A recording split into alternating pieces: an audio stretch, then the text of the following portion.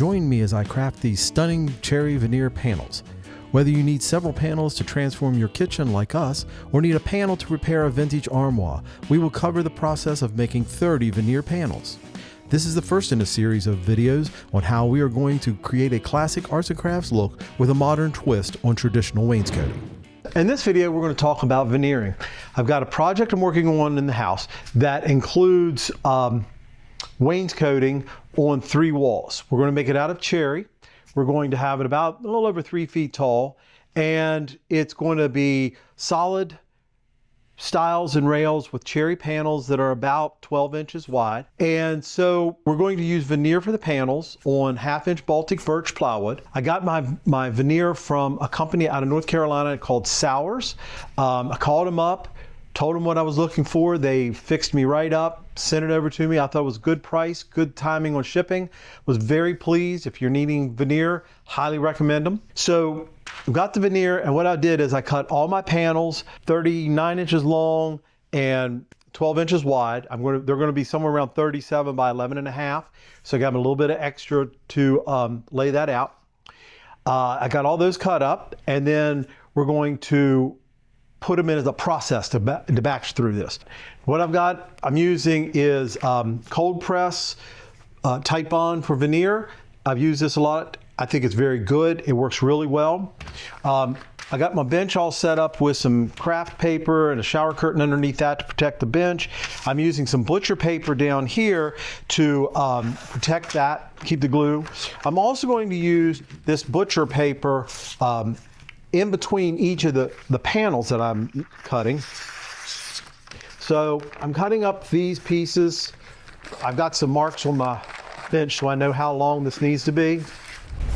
And don't forget to like and subscribe, like and subscribe, like and subscribe. Share, comment, and tell your friends. I've got 4 more pieces to get done of the veneer. So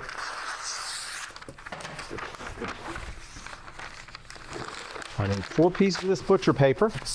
Butcher paper is great. It's waxed on one side so the glue won't stick to it. And then it comes in a roll.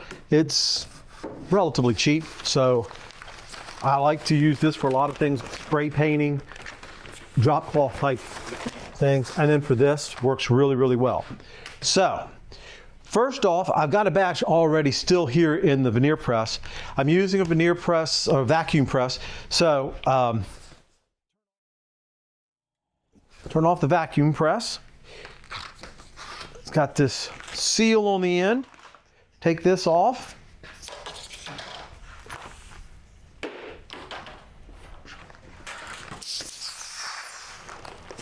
They are out. So you've got a mesh that you put over top of it that allows the air to circulate and press down really hard. I've got a platen on top of that, which is made out of melamine. It's keeps anything from sticking to it really good. I wrote top on it because it's got some damage on the one side of this, and I didn't want to put that down onto the veneer itself. So then you can see each of my panels are here.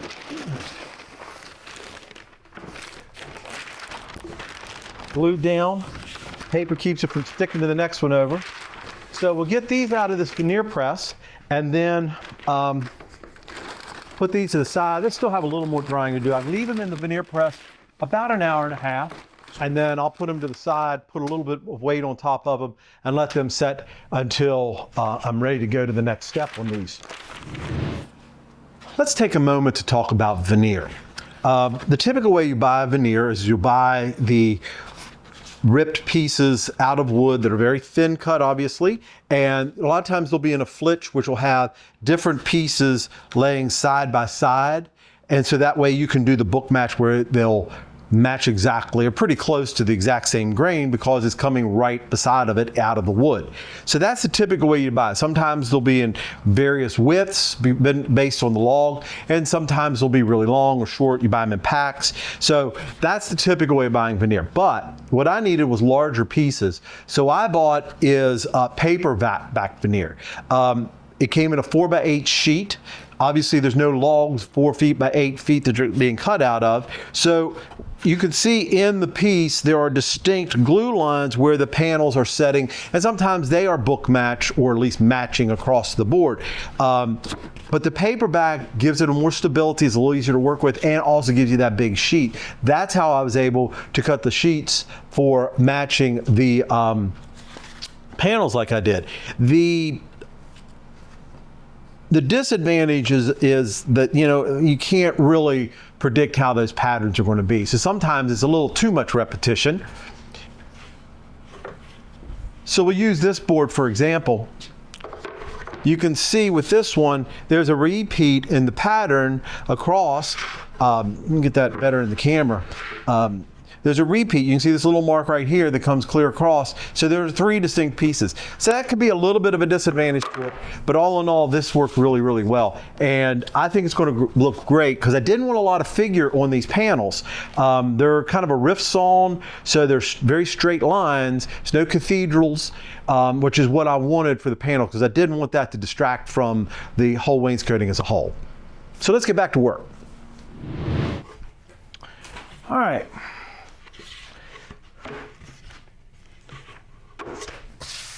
So lay down my first panel. We'll squirt out the glue on top of it.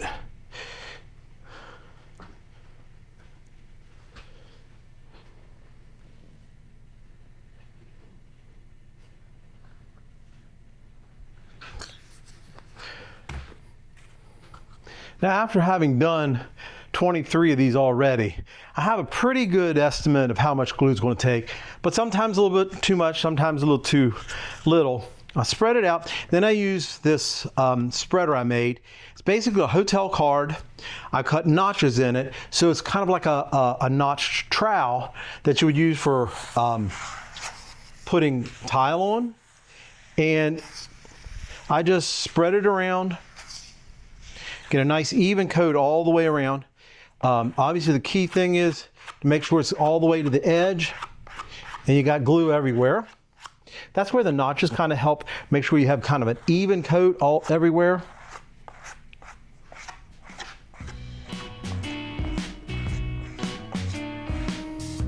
You have a little too much glue on this one. See when we get done here.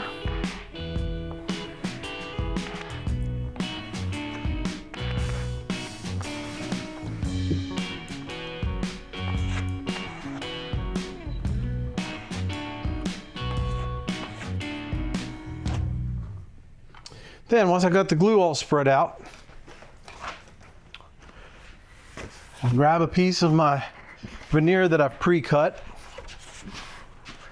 And I'll lay it down. What I'm trying to do is line up one side of it.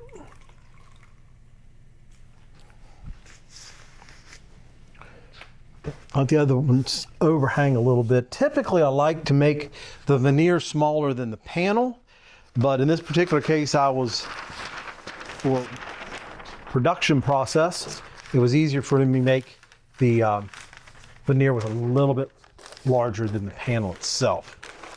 And then we'll just slide it right in here. There is a platen on the bottom of the vacuum bag, which is basically just another piece of melamine that I've got grooves cut in it so that the air will circulate and be pulled out of the bag. So that's one. I can get 4 into a bag.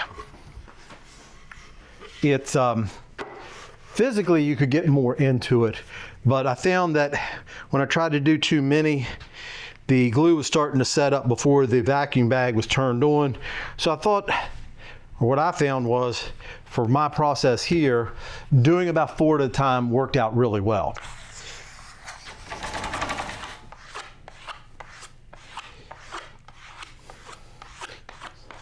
Generally, I find going to the edges, if I do kind of a little X pattern, I can get the glue spread out to the edges pretty consistently.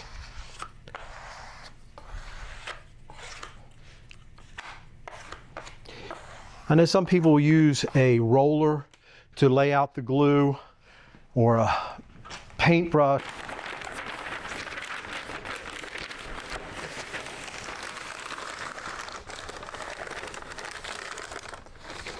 I won't claim to be an expert on veneering, but I've done enough of it that I feel like I would have figured out major problems with what I'm doing. And there are things that I did before that I don't like and didn't do, or don't do anymore.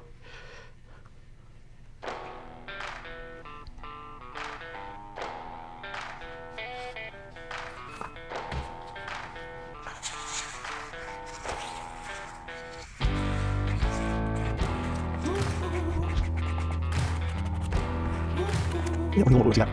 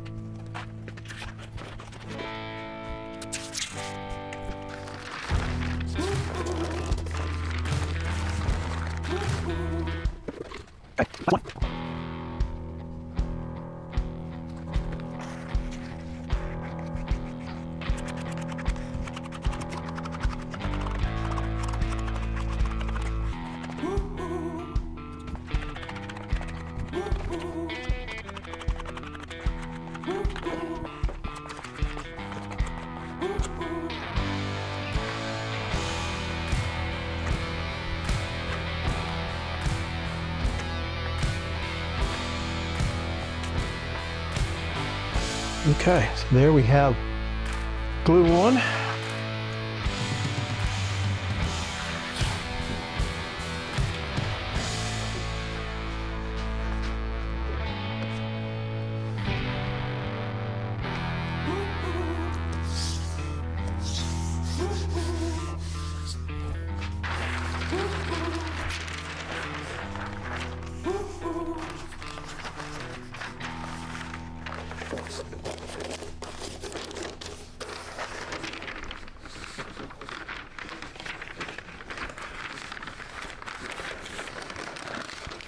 Okay.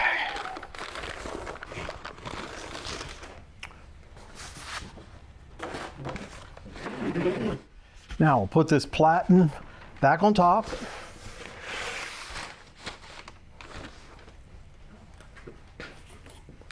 Mesh on top of that.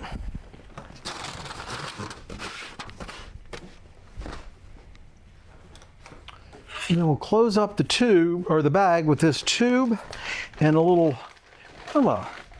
it's called a C-clamp that goes around it.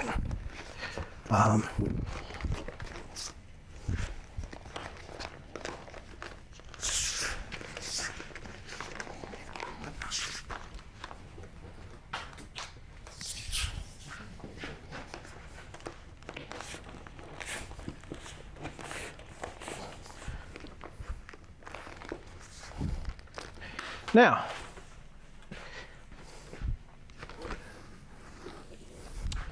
we'll turn on the vacuum press, and this will pull all the air out of this bag. Once it reaches 25 pounds per square inch, it will cut off and it will hold it at that pressure until I take it out. I'll leave it in about an hour and a half, and then those panels will be ready to go.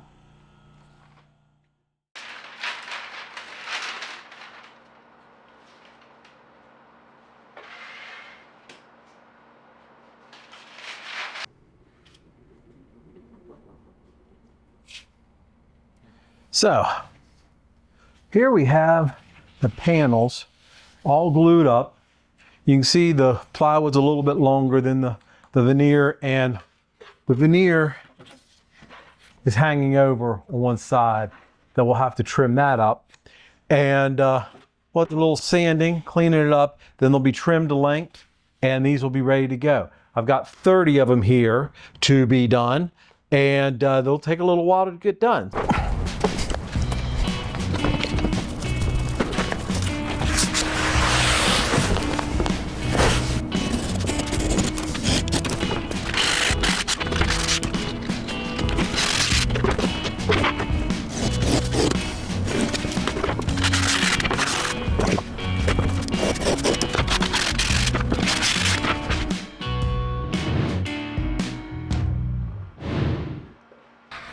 So all of them have dried now. I stacked up the ones that had a bit of a bow to them with some stickers in between just to kind of let them acclimate a little bit better. Majority of these, the slight bow that was in them, have kind of flattened out. There may be one or two in here that still need to be done. But I've gone through, I've cut all the overhanging veneer, cut that off. I've marked any place where I have an issue. So like this panel, somehow it got crooked and I missed almost a half an inch, got an angle to it, which is not a problem because I have some panels that are only going to be 10 inches wide. So that's fine, I can take them out of this. But I went through any kind of issue, any kind of marks that I needed to be wary of as I rip them into width. I marked with a piece of tape so I can keep track of those. So we're ready to go to the next step, which will be cutting them to length and cutting them to width. So we'll get started on that one next.